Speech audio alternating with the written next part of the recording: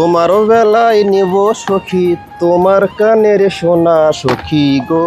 সব সখীরে পার করিতে নেব আনা আনা। আসসালামু আলাইকুম। বগুড়ায় এত সুন্দর জায়গা আছে যেটা অনেকে জানেন না। তো প্রিয় বন্ধুরা, আজকে আমি বগুড়ায় এমন একটা জায়গা এসেছি যেখানে এতটাই পরিপাটি, এতটাই গোছলে, এতটাই পরিষ্কার আর কি সেটা বলে বোঝানো যাবে না। এটা পরিবার পরিজন ছোটো বাচ্চা নিয়ে ঘোরার মতো একটা জায়গা।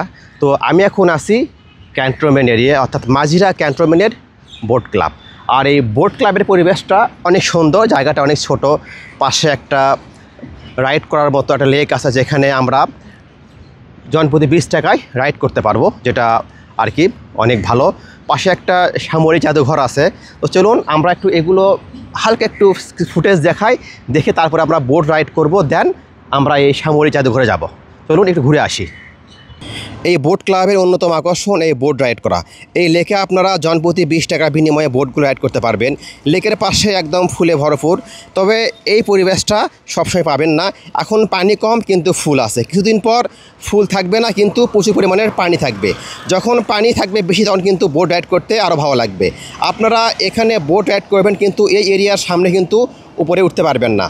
যারা এখানে বোট রাইড করবেন অবশ্যই বোটটা রাইড করে আবার যেখান থেকে বোট নেওয়া মানে উঠবেন আবার সেখানে কিন্তু আপনারা বোটটা রেখে দেবেন। চলুন আমরা এখন ভিতরে যাব এবং বোটটা রাইড করব।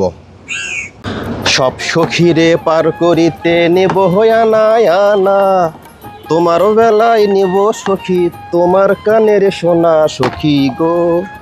ও সখী, যাই হোক, গান আর তেমন পারি না আর কি বললাম। তো প্রিয় বন্ধুরা, আমি এখন আছি এই বোট ক্লাবের লেকে, অর্থাৎ এখানে আপনারা জনপ্রতি 20 টাকায় এইগুলো বোট রাইড করতে পারবেন।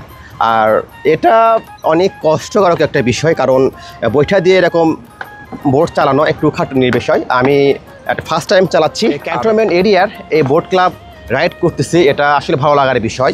আর আরেকটা গুড নিউজ শুনলাম, এই বোটগুলো আপডেট করা হবে, এই পুরো লেক জুড়ে আরও কাজ করা হবে। অর্থাৎ এখন বিগ বাজেট করা হয়েছে এই বোট ক্লাবের। অর্থাৎ এখন পানি কম, আর যখন পানিটা আরও বেশি আসে তখন কিন্তু দেখতে অনেকটাই ভালো লাগে।